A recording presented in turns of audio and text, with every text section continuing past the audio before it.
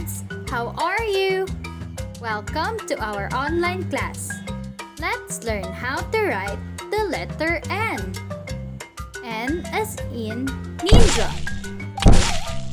We'll start with uppercase or big letter N.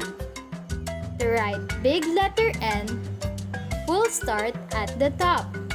Then make a vertical line down. Next, go back to the top and make a diagonal line down to the right. Lastly, from the bottom, make a vertical line up to the top. Let's do that again.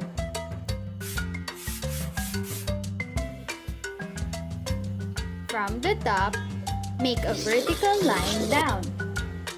Go back and make a diagonal line down to the right.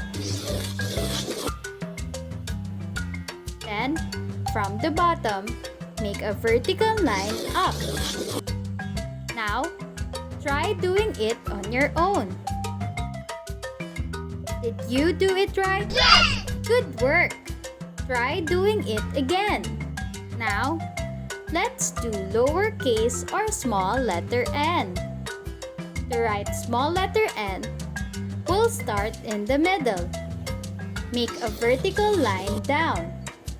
Then go back in the middle and make a curved line to the right, then a vertical line down. One more time.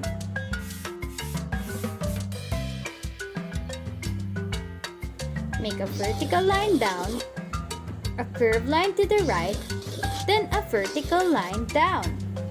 Now, try doing it on your own.